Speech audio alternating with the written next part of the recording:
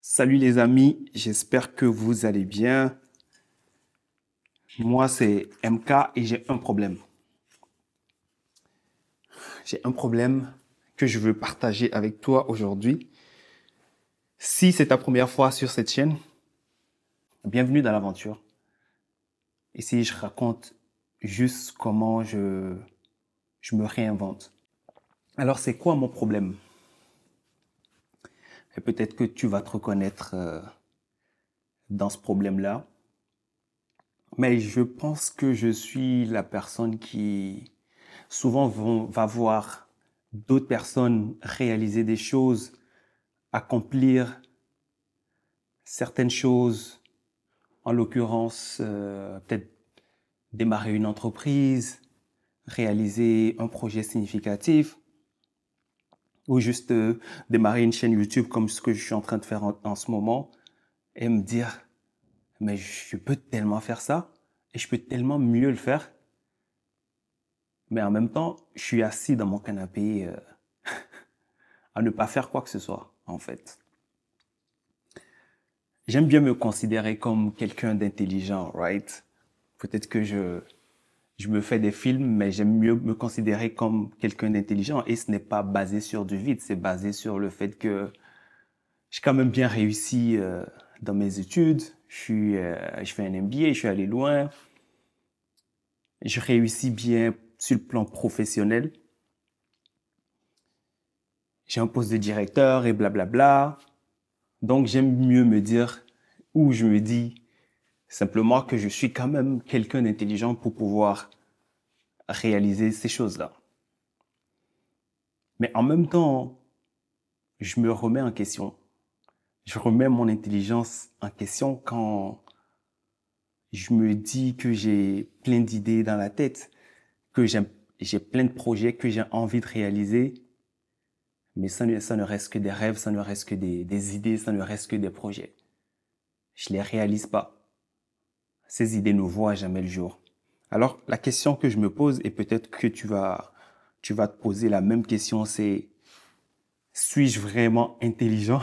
Suis-je aussi intelligent que je ne le pense, ou c'est juste que je me raconte des histoires pour me sentir bien?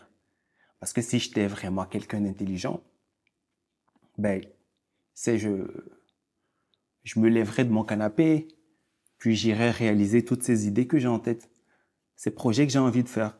Je les ferais, right?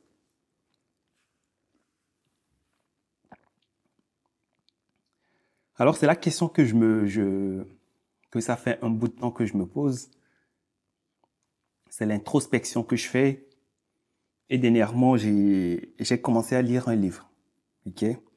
Et dans le livre, il y a un passage, plusieurs passages qui m'ont marqué, tu vois, et qui m'ont peut-être donné une réponse à mon questionnement. Je vais te lire. Attends.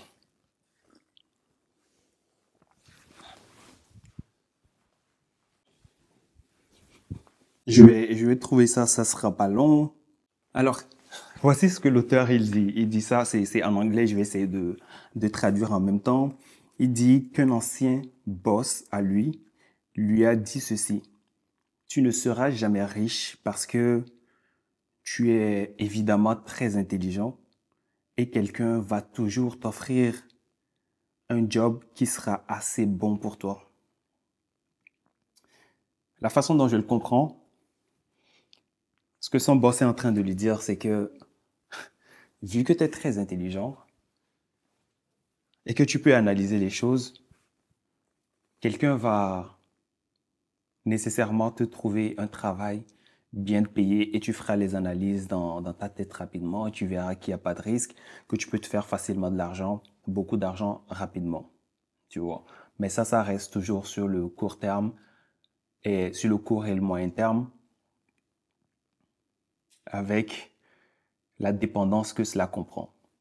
C'est comme ça que j'ai compris ce passage-là. Et plus tard, il dit autre chose. Il dit le problème avec les overthinkers, ou simplement ce qu'il dit, c'est que les overthinkers, là je le dis en anglais, mais J'ai demandé à ChatGPT avant de commencer par tourner la vidéo, comment je pouvais traduire overthinker. C'est fou comment parfois, il y a des mots qui sont très simples et faciles à comprendre ou faciles pour définir un phénomène ou quelque chose en anglais, mais ça n'existe pas vraiment en français, tu vois. Mais bref, selon ChatGPT, je peux le traduire comme quelqu'un qui suranalyse les choses, quelqu'un qui se prend trop la tête, tu vois. Donc, je peux dire que je suis quelqu'un qui suranalyse les choses. Ça veut dire que quand je vais avoir un projet, ben, je vais analyser les risques, qu'est-ce que ça prend, et je vais même aller chercher la perfection. Je vais réfléchir à tout pour rendre ce projet-là parfait. Et c'est ça mon problème, c'est ce qui me paralyse, tu vois. Donc quand j'ai lu ce livre-là et que je suis tombé sur ce chapitre-là, là, ça a flashé dans ma tête, ça a cliqué dans ma tête. Je me suis dit, c'est ça mon problème. Je me reconnais dans ce qu'il dit exactement, tu vois. Donc, par exemple, moi, j'ai un projet où je vais prendre quelque chose de très simple, cette chaîne YouTube, tu vois. Si tu regardes un peu mon historique, peut-être que j'ai enlevé certaines vidéos parce qu'évidemment, je suis perfectionniste et puis ben, là, je les ai regardées plus tard, puis je les aimais plus. Mais ça fait quand même un petit bout maintenant que j'ai commencé cette chaîne YouTube. Je l'ai commencé peut-être en 2019 ou en 2020, si je ne me trompe pas.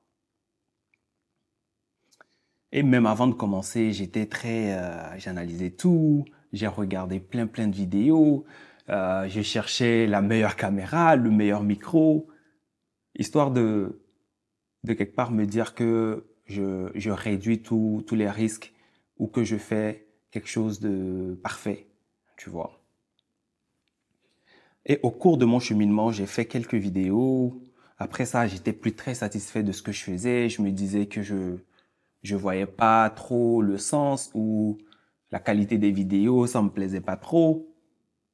Du coup, je réfléchissais et j'ai arrêté, tu vois.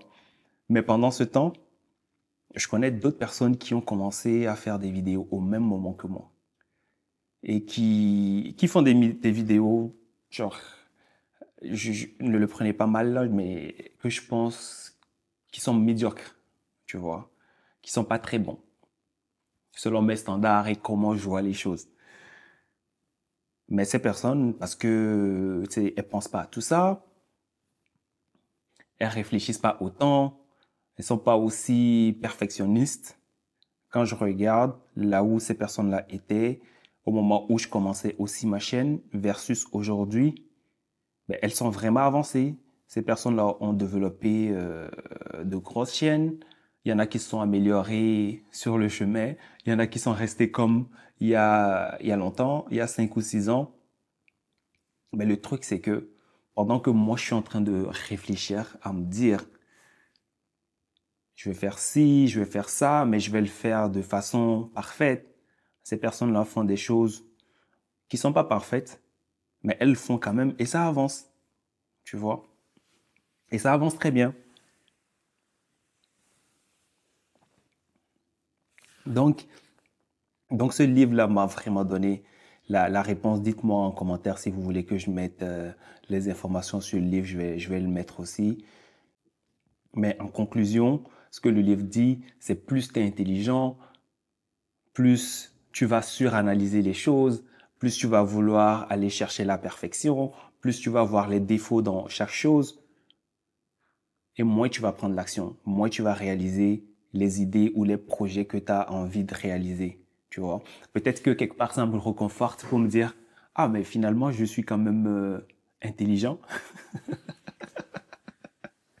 mais je ne pense pas que c'est le point, je pense que je suis capable et dans ce cheminement de me réinventer, ma priorité ou la chose la plus importante pour moi, c'est toujours me dire la vérité parce que je pense c'est quand tu te dis la vérité que tu es capable d'évoluer, que tu es capable de t'améliorer et d'être la personne que tu veux être réellement, tu vois.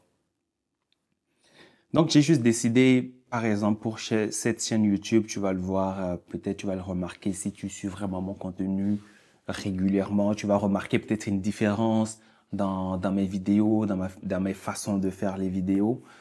Que là, je veux juste rester authentique, avoir des discussions comme ça, raconter ce que je traverse et ne pas nécessairement chercher la perfection.